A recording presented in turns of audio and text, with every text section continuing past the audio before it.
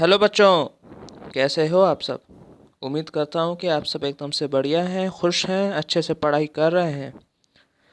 बच्चों, स्वागत करता हूँ मैं आप सबका हमारे इस ब्यूटीफुल चैनल इररेशनल बायोलॉजी पे, जहाँ पे आज की जो हमारी वीडियो होने वाली है वो होने वाली है ट्रांसक्रिप्शन के ऊपर, जो कि हमारा टॉपिक है मॉलिक्यूलर बेसिस ऑफ इनहेरिटेंस से।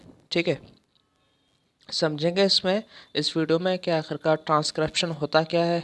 ठीक है, यूकैरियोट में और प्रोकैरियोट में आखिरकार इन दोनों का क्या कैसे प्रोसेस चलता है, सारा मैकेनिज़्म पढ़ेंगे हम लोग। ठीक है, क्या होता है बच्चों को सबसे पहले थोड़ा बहुत दिक्कतें आती हैं इस टॉपिक पर, लेकिन हम इस वीडियो में इस चीज़ को पूरा पूरा क्लियर करेंगे, कवर करेंगे, ताकि हर चीज़ आपकी जो है क्लियर मक्खन होती जाए। आगे जाने से पहले मैं एक छोटा सा इंट्रोडक्शन दे देता हूँ आप सबको। मेरा नाम है रोहन मेहता और मैं अभी जो है MBBS सेकेंड ईयर का स्टूडेंट हूँ। चलिए शुरू करते हैं बिना किसी देरी के। देखो, ट्रांसक्रिप्शन के बारे में पहले जानते हैं कि आखिरकार होता क्या है ये। आप लोगों को पता होगा, जैसे कि देखो क्या होता है, एक चीज़ आती है सेंट्रल, क्या आता है सेंट्रल डोग्मा। ठीक है, जो हमारे बॉडी में क्या होता है, जैसे कि मान लो हमारे पास जो DNA होता है, ठीक है, वो पहले बनता है किसमें, RNA में। ठीक है, और RNA आगे जाके क्या बनाता है, प्रोटीन्स। ठीक है, अब देखो, जो हमारा DNA से RNA बनने वाला जो प्रोसेस होता है हम लोग उसे क्या बोलते हैं, ट्रांसक्रिप्शन। ठीक है, एक सेकंड, इतना इतना इतना लिखने से अच्छा मैं ऐसे बता दे रहा हूँ आपको, DNA से RNA जो बनता है उसे हम लोग क्या बोलते हैं, ट्रांसक्रिप्शन। अब यहाँ पे वही दिया हुआ है कि the process of कॉपिंग genetic information from one strand of the DNA into RNA is transcription. फिर एक और दूसरी चीज़ आती है, जो कि ये सवाल है कि why both the strand are not copy during transcription. जब ट्रांसक्रिप्शन वाला जो खेल होता है, देखो DNA की अगर मैं बात करूँ, DNA के पास ऐसे दो स्ट्रैंड होते हैं, दो स्ट्रैंड होते हैं बिल्कुल से, लेकिन हमेशा हमारे DNA का सिर्फ एक स्ट्रैंड जा करके RNA को क्यों कोड करता है, दोनों क्यों नहीं करते हैं। ध्यान से सुनना इस चीज़ को। ठीक है, देखो सबसे पहली बात, दो तरह के स्ट्रैंड होते हैं, एक तो होता है टेम्पलेट, एक होता है कोडिंग। ठीक है, अब अगर मान लो दोनों के दोनों जो स्ट्रैंड हैं वो क्या किए, कोड किया, अगर मान लो दोनों के दोनों स्ट्रैंड ने कोड किया तो क्या होगा बताओ। दोनों जब स्ट्रैंड कोड करेंगे ना तो क्या होगा, सबसे पहली बात जो RNA का मॉलिक्यूल बनेगा वो एक सिंगल मॉलिक्यूल नहीं बनेगा, है ना। उसके ऊपर जो है अलग अलग डिफरेंट डिफरेंट कोड होंगे। अगर डिफरेंट डिफरेंट कोड होंगे तो अलग अलग तरह की प्रोटीन बनेगी। ठीक है, प्रोटीन अलग अलग प्रोटीन के लिए कोड करेंगे वो। और दूसरी चीज़ क्या होगा ना, जैसे कि मान लो अगर दोनों के दोनों स्ट्रैंड कोड कर लिए तो जो हमारा यहाँ पर क्या बनेगा, RNA बनेगा ना, तो वो भी हमारा कौन सा होगा, डबल स्टैंडर्ड RNA बनेगा, है ना। डबल स्टैंडर्ड RNA बनेगा हमारा। वैसे आपको इतना पता ही होगा, जो जो RNA होता है वो नॉर्मली कौन सा होता है, सिंगल स्टैंडर्ड होता है। ठीक है, अब समझ में आया इस सवाल का मतलब। ये आपके जो है NCERT में सवाल ही पूछा गया आपसे, है ना। बच्चे कंफ्यूज रहते हैं कि आखिरकार इसका क्या होगा, कैसे होगा, तो मैंने आपको ये पूरा बता दिया है कि कैसे होगा इसमें। अब जो अगली चीज़ आती है वो आती है ट्रांसक्रिप्शन यूनिट। आखिरकार जब ट्रांसक्रिप्शन होता है तो ट्रांसक्रिप्शन के यूनिट कौन कौन से होते हैं, तीन यूनिट होते हैं। एक तो होता है प्रोमोटर, एक फिर आता है स्ट्रक्चरल जीन, फिर आता है एक टर्मिनेटर। देखो, अगर मैं प्रोमोटर की मैं बात करूं, प्रोमोटर मतलब कि ट्रांसक्रिप्शन के प्रोसेस को प्रमोट करने वाला, है ना, शुरुआत करने वाला। फिर आता है टर्मिनेटर, मतलब कि ट्रांसक्रिप्शन के प्रोसेस को ख़त्म करने वाला, टर्मिनेट करने वाला। फिर आता है स्ट्रक्चरल जीन। अब स्ट्रक्चरल जीन में क्या होता है ना, ये पूरा पूरा आगे कोडिंग वगैरह करते हैं, तो इस पूरे एक RNA का जो स्ट्रक्चर होता है उसको बनाने का काम करेंगे ये। अब यहाँ पर कौन सा आखिरकार हमारा जो जीन है वो सॉरी एंजाइम है, कौन सा ऐसा एंजाइम है जो ट्रांसक्रिप्शन के प्रोसेस में आता है, वो आता है DNA डिपेंडेंट RNA पॉलीमरेज। ठीक है, अब देखो, अब यहाँ पर क्या है, DNA डिपेंडेंट RNA पॉलीमरेज, मतलब कि RNA पॉलीमरेज RNA बना रहा है, DNA के ऊपर डिपेंड है और क्या बना रहा है, RNA बना रहा है। ठीक है, जो कि कौन सी डायरेक्शन में जाता है, 5 to 3 डायरेक्शन में जाएगा ये। फिर जो अगली चीज़ आती है वही है टेम्पलेट स्टैंड है, जो कि 3 to 5 डायरेक्शन में जाएगी, और कोडिंग वाली जो है वो 5 से 3 में जाएगी। ठीक है, कैसे होता है एक बार बना के दिखाता हूँ मैं आपको। देखो ये दो चिन्ह, ठीक है, एक पे मैंने डाल दिया 3, एक पे ये डाल दिया मैंने 5, यहाँ पे आएगा 5, यहाँ पे आएगा 3। अब देखो जो मैंने यहाँ पे 3 से 5 बनाया है, ये वाला है टेम्पलेट स्टैंड, यह है कोडिंग स्टैंड। ठीक है, और यहाँ कहीं हमारा ऐसे होगा क्या, शुरू में यहाँ पे प्रेजेंट होता है प्रोमोटर, और यहाँ पर जो है हमारा क्या होगा प्रेजेंट, टर्मिनेटर। ठीक है, तो ऐसे ही हमारा पूरा पूरा एक जो है ट्रांसक्रिप्शन का यूनिट बनता है।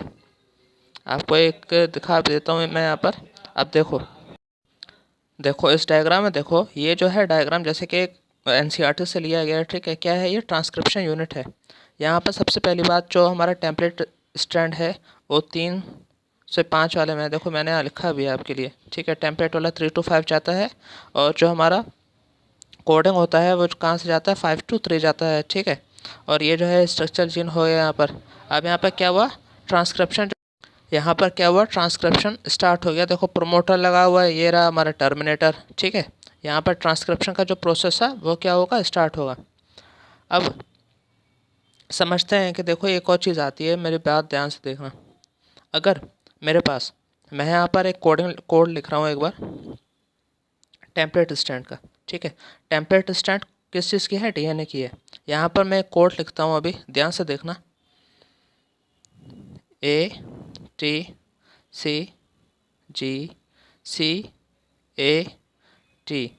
ठीक है, ये मैंने कोड लिखा कौन सा, टेम्पलेट स्टैंड का। तो मुझे एक बात बताओ, कोडिंग स्टैंड पर कौन सा होगा, बताओ। देखो कोडिंग स्टैंड पर जो होगा ना, वो होगा ए का क्या हो जाएगा, टी, टी का ए, सी जी, ठीक है, जी, जी के साथ सी, सी के लिए जी, ए के साथ टी, ए का सॉरी टी का ए। मतलब कि क्या करेगा, कॉम्प्लीमेंट्री बनाता है डीएनए, इतना तो पता ही होगा आपको। अब जो सवाल आता है वो ये सवाल आता है कि सर जो हमारा ट्रांसक्रिप्शन में जो आरएनए बनेगा, ठीक है, उसके ऊपर कौन सी कोडिंग आती है। तो हमेशा याद रखना, जो ट्रांसक्रिप्शन के ऊपर कोडिंग आती है ना, वो आती है कौन सी, वो आती कोडिंग स्टैंड वाली, है ना। अब देखो मैं यहाँ पर आरएनए का कोड लिखने वाला हूँ। सिर्फ याद रखना, आरएनए में जो है तुम्हारा थायमीन प्रेजेंट नहीं होता। ठीक है, थायमीन की जगह क्या आ जाता है, वहाँ पर यूरेसिल आ जाता है। तो देखो UAGCGUA, ये हमारा कहाँ प्रेजेंट होगा, आरएनए में। ठीक है, इस चीज़ को ध्यान रखना हमेशा से, क्या कैसे ये सब सीन हुआ, ठीक है, कैसे आया है, हमेशा याद रखना। जो भी हमारा आरएनए में कोडिंग होगी ना, आरएनए नहीं है, पहले कोडिंग लिख लेते हैं यहाँ पर, जो कि हमारे कोडिंग वाले में बेस होंगे, वो किसके बराबर होंगे, आरएनए के। सिर्फ याद रखना, जो टी है कोडिंग में, ठीक है, वो कन्वर्ट हो जाता है कहाँ, आरएनए में, यू में हो जाता है, बस बाकी सब का सब सेम रहता है। इस चीज़ को याद रखना आप लोग। ठीक है, आते हैं अभी थोड़ा सा आगे। यहाँ पर जो बताया गया है प्रोमोटर के बारे में कि कहाँ प्रेजेंट होता है, ये 5 एंड पर प्रेजेंट होता है, और जो टर्मिनेटर होता है वो होता है 3 एंड पर। ठीक है, अब जो दूसरी चीज़ आती है, मैंने आपको बताया था प्रोमोटर का मतलब मेन काम क्या होता है, ट्रांसक्रिप्शन के प्रोसेस को शुरू करना, टर्मिनेटर का काम ख़त्म करना। दूसरी जो चीज़ आती है वो आती है सिस्ट्रॉन के बारे में, कि आखिरकार सिस्ट्रॉन क्या होता है। ठीक है, अब देखो सिस्ट्रॉन एक होता है डीएनए का एक सेगमेंट। ठीक है, जो सिस्ट्रॉन होता है वो होता है डीएनए का एक सेगमेंट, जिसका मेन काम क्या होता है, सिर्फ और सिर्फ एक पॉलीपेप्टाइड चेन को क्या करना, कोड करना, है ना। किसी भी, मैं जैसे कि मान लो ये एक सेगमेंट है डीएनए का, ये एक सेगमेंट है डीएनए का, जो कि क्या करेगा, जो कि हमारा आरएनए को क्या करेगा, कोड करेगा। तो हम लोग इसे क्या बोलेंगे, इसे हम लोग बोलेंगे सिस्ट्रॉन। ठीक है, मतलब कि डीएनए का एक सेगमेंट होता है जो कि क्या करता है, कोड करने का काम करेगा। अब इसमें दो तरह के आते हैं, एक आता है मोनोसिस्ट्रॉनिक, एक आता है पॉलीसिस्ट्रॉनिक। जो कि मोनोसिस्ट्रॉनिक होता है वो आता है यूकैरियोट में, और जो पॉली आता है वो आता है प्रोकैरियोट में। ऐसे याद रख सकते हो, P for poly, P for prokaryote, थोड़ा सा याद रहेगा। फिर मोनो वाले को यूकैरियोट में डाल देना, ठीक है। ये इतना तो बता दिया मैंने सिस्ट्रॉन के बारे में, मोनोसिस्ट्रॉनिक एंड पॉलीसिस्ट्रॉनिक। फिर जो दूसरी चीज़ आती है वो आती है एक्सॉन और इंट्रॉन। अब देखो, जो हमारे एक्सॉन होते हैं, सबसे पहले एक्सॉन के बारे में बात करते हैं कि आखिरकार एक्सॉन है क्या। एक्सॉन जो है ना, कोडिंग सीक्वेंस को बोलते हैं, है ना। कोडिंग सीक्वेंस को पूरे पूरे को हम लोग क्या बोलते हैं, एक्सॉन बोलते हैं। लेकिन अगर उसी कोडिंग सीक्वेंस के बीच में कुछ ऐसे इंटरप्शंस आ गए, ठीक है, इंटरप्ट करने का मतलब कि ऐसे कह सकते हो, कोडिंग सीक्वेंस हो रही है, बीच बीच में ऐसी कोई चीज़ आ गई जो पूरी की पूरी कोड करने का जो मैकेनिज्म है, ट्रांसक्रिप्शन मैकेनिज्म को क्या कर रहे हैं, रुकावट डाल रहे हैं उसमें, उसे हम लोग क्या बोलते हैं, इंट्रॉन। क्या बोलते हैं, इंट्रॉन, ठीक है। एक्सॉन और इंट्रॉन के बारे में आपको क्लियर हो गई चीज़ें। अब आते हैं ट्रांसक्रिप्शन के आखिरकार जो मेन प्रोसेस होता है, क्या आखिरकार कैसे कैसे ये प्रोसेस चलेगा, सब कुछ यह भी हम लोग पढ़ने वाले हैं इसमें, ठीक है। देखते हैं सबसे पहले प्रोकैरियोट के बारे में।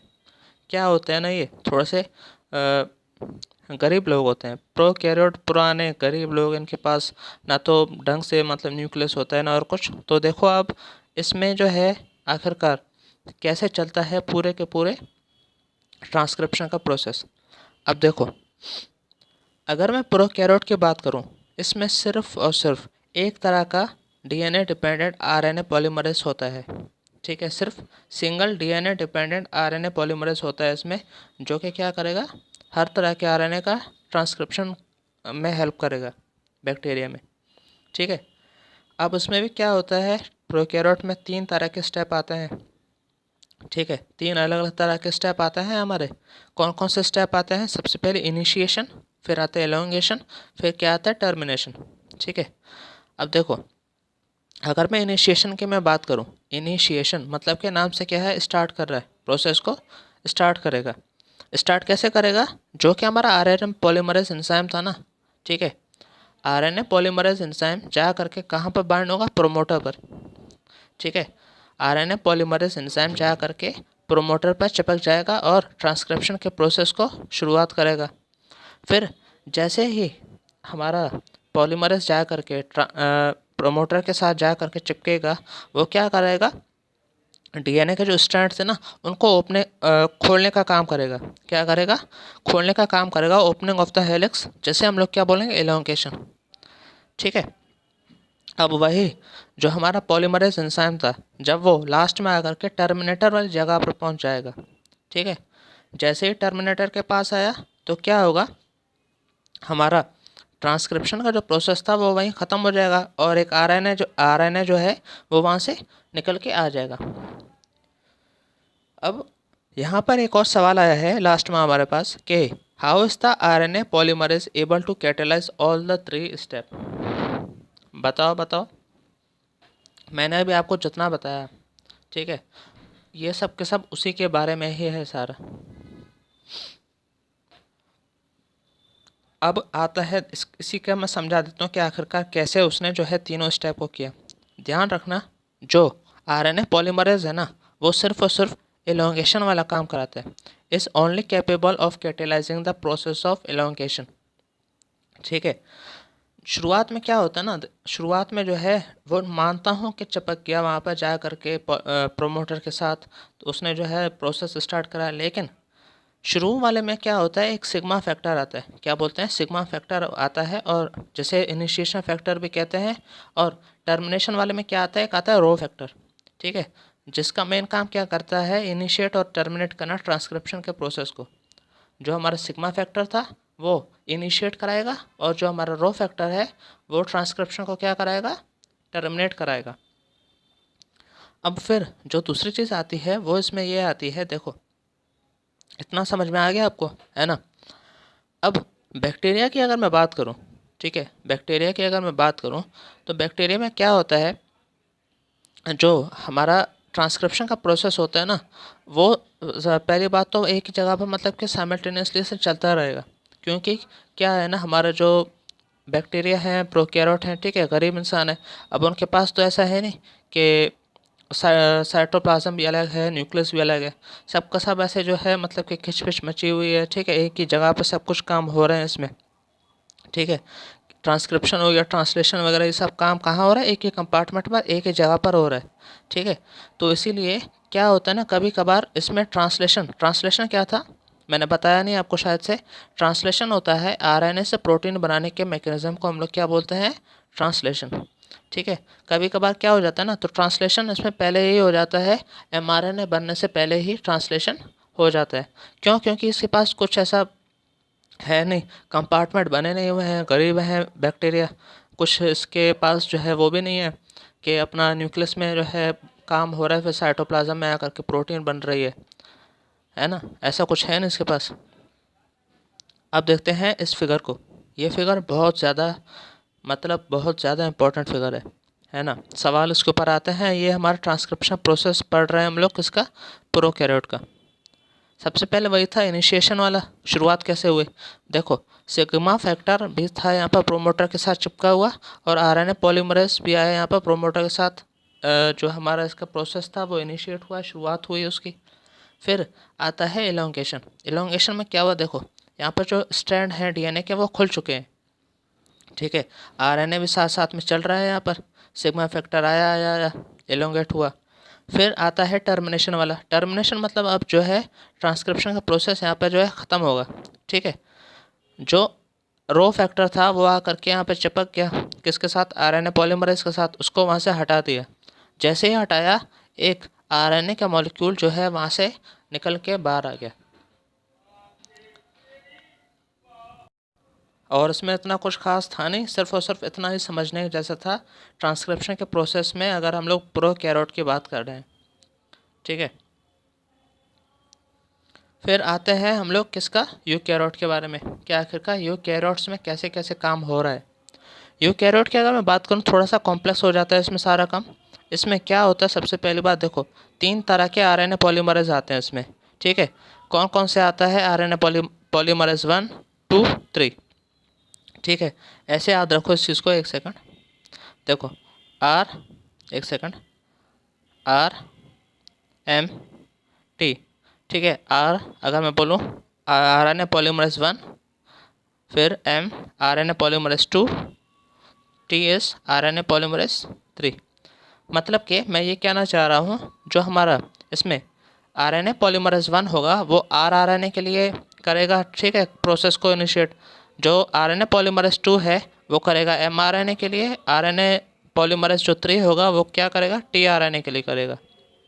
मैंने यहाँ पे लिखा भी है, देखो यहाँ पे लिखा भी है, जो आरएनए पॉलीमरेज 1 है वो आरआरएनए के लिए, जो 2 वाला है वो किसके लिए करता है, एमआरएनए का जो प्रीकसर होता है, मतलब हेट्रोजीनस न्यूक्लियर आरएनए के लिए एचएनआर आरएनए बोलते हैं जैसे हम लोग। और जो 3 वाला है वो करेगा टीआरएनए, 5SR आरएनए, ठीक है। ये सब याद रखना, और इसकी full form SNRNA, small nuclear RNA, ठीक है। और जो SRRNA होता है वो क्या होता है, सॉल्यूबल। कौन सा होता है, सॉल्यूबल आरएनए, ठीक है। इस चीज़ को थोड़ा सा ध्यान में रखना है आप सब। अब देखो होता क्या है ना, इसमें सबसे पहली बात मैं आपको समझा देता हूँ इसके एक बार इस डायग्राम से, ठीक है। डायग्राम से भी समझते हैं, एक बार इसकी थ्योरी भी देखते जाते हैं। देखो सबसे पहले क्या होता है ना, जब शुरू में एक आता है आरएनए, उसमें क्या होता है, एक्सॉन भी होते हैं, इंट्रॉन भी होते हैं, ठीक है। तो ये हमारा क्या होगा, इंट्रॉन है, बीच बीच में क्या करेगा, ये थोड़ा सा गड़बड़ कर देगा। तो ये जो हमारा होता है वो होता है नॉन फंक्शनल आरएनए, ठीक है। आरएनए एक आया नॉन फंक्शनल है, क्यों है, क्योंकि उसमें इंट्रॉन भी है। अब होता क्या है ना, इन इंट्रॉन को हम लोग वहाँ से हटा देते हैं, ठीक है। इंट्रॉन को हटाते हैं, किससे हटाते हैं, स्प्लाइसिंग से हटा देते हैं। अब इंट्रॉन हट गए, ठीक है, जो हमारी रुकावटें थी वो हट गई। तो बाकी के जो एक्सॉन एक्सॉन एक्सॉन बचे ना, वो सारे के सारे एक्सॉन जो हैं जा करके हम लोगों ने क्या करते हैं, चिपका देते हैं, ठीक है। अब जैसे हम लोगों ने चिपका दिया उसे, तो उसके बाद 2 प्रोसेस आते हैं। कौन कौन से प्रोसेस आती है, एक आती है कैपिंग, एक आती है टेलिंग। कैपिंग में हम लोग क्या करते हैं ना, देखो कैपिंग टोपी पहनाना है ना, हम लोग उसको जो HNRNA है हमारे पास, इसको हम लोग क्या करते हैं, टोपी पहनाते हैं, ठीक है। आरएनए को क्या करते हैं, टोपी पहनाते हैं इसमें। टोपी किस चीज़ की पहनाएंगे? टोपी पहनाएंगे हम इसको मिथाइल गुआनोसिन ट्राइफॉस्फेट। किसकी? मिथाइल गुआनोसिन ट्राइफॉस्फेट की टोपी पहना देंगे। कहाँ से पहनाना शुरू करेंगे? 5 एंड से। कौन से? 5 एंड से इसको टोपी पहनाते हुए चलेंगे। फिर एक दूसरा जो प्रोसेस था वो था टेलिंग। टेलिंग में हम लोग क्या करते हैं ना, एडिनाइलेट रेजिड्यूस लगाते हैं इसकी पूंछ पर, मतलब कि पूंछ लगाते हैं इसके लास्ट पर। कहाँ पूंछ लगाते हैं? 3 डैश एंड पर। ठीक है, 3 डैश एंड पर क्या करते हैं? पूंछ लगाते हैं हम लोग इसमें। अब क्या होगा देखो, ये पूरा पूरा जो है एक बन गया प्रोसेस्ड आरएनए बोलते हैं इसको। क्या बोलते हैं? फुली प्रोसेस्ड एचएनआरएनए, जिसको हम लोग अभी क्या बोल दिए हम लोगों ने? एमआरएनए। अभी क्या बना? एमआरएनए बन गया। ठीक है, जो अभी आगे जाके क्या करेगा? एमआरएनए इसमें बना, आगे जा करके ये ट्रांसलेशन का प्रोसेस करेगा, मतलब कि प्रोटीन बनाएगा। अब देखो इसमें हम लोग यहाँ पर दिखा भी रहे हैं कि कैसे एक आया, ये देखो एक आरएनए आया, इसमें बीच बीच में ऑरेंज ऑरेंज दिख रहे हैं आपको? ये क्या है? ये है इंट्रॉन, मतलब कि इंटरप्शन आ रहे हैं। देखो बीच बीच में क्या इंट्रॉन आ रहे हैं, ऑरेंज ऑरेंज वाले। ठीक है, अब क्या किया हम लोगों ने? आरएनए स्प्लाइसिंग किया, जिसकी वजह से क्या हुआ? इंट्रॉन जो है हमारे हट गए। ठीक है, इंट्रॉन हट गए और यहाँ पर हम लोगों ने क्या किया? टोपी पहना दिया। ये देख पा रहे हो? टोपी पहना दी हम लोगों ने इसमें। ठीक है, टोपी पहना दी। किस चीज़ की टोपी पहनाई? बताओ? GPP की, मतलब कि मिथाइल गुआनोसिन ट्राइफॉस्फेट की। और जो इसमें लास्ट में 3 डैश एंड पर जो हम लोगों ने ग्रीन कलर से लगाई है पूंछ, पॉली एडिनाइलेशन बोलते हैं उसको, जिसमें हम लोग क्या करते हैं? एडिनाइलेट रेजिड्यूज़ की टोपी पहना देते हैं उसे। तो ये क्या हो गया? फुल्ली एमआरएनए मतलब बन गया यहाँ पर, जो कि आगे जा करके क्या करेगा? हमारा ट्रांसलेशन के प्रोसेस में जा करके प्रोटीन बनाएगा। इतना ही था हमारे ट्रांसक्रिप्शन के प्रोसेस में। देखो यहाँ पे देखो, मैं जैसे थोड़ा छोटा सा आया है। अब देखो यहाँ से डीएनए है, डीएनए से आरएनए बना, फिर आरएनए से प्रोटीन। ठीक है, DNA to RNA, RNA to protein. इतना ही था हमारे आज की इस वीडियो में। उम्मीद करता हूँ कि जितना भी मैंने आपको पढ़ाया है वो सब समझ में आ गया होगा। थोड़ा सा कन्फ्यूजिंग है टॉपिक, अगर मान लो तब भी कुछ आपको समझ में नहीं आया, कुछ दिक्कत है, परेशानी है, तो आप मुझसे कमेंट सेक्शन में पूछ सकते हैं। प्लीज़ इस वीडियो को जो है अपने बाकी भी दोस्तों के साथ शेयर करो, है ना, ताकि बाकी बहुत सारे बच्चों तक मैं पहुंच पाऊं। इसी के साथ साथ अगर आपको मेरे साथ जुड़ना है तो टेलीग्राम पर इरेशनल बायोलॉजी, ठीक है, लिख लेता हूँ मैं यहाँ पर एक बार, इरेशनल बायोलॉजी। ठीक है, ये आप सर्च करो। यहाँ पर मैं जो है मतलब आप अगर अपने कुछ डाउट वगैरह पूछोगे मुझसे, कुछ भी किसी भी तरह का डाउट जो आपको आता है वो मैं आपको यहाँ पर बता दूँगा। ये जो है टेलीग्राम पर आप जो है सर्च करो, आपको मिल जाएगा चैनल। ठीक है, मिलते हैं अगली वीडियो पर हम लोग। तब तक के लिए टाटा।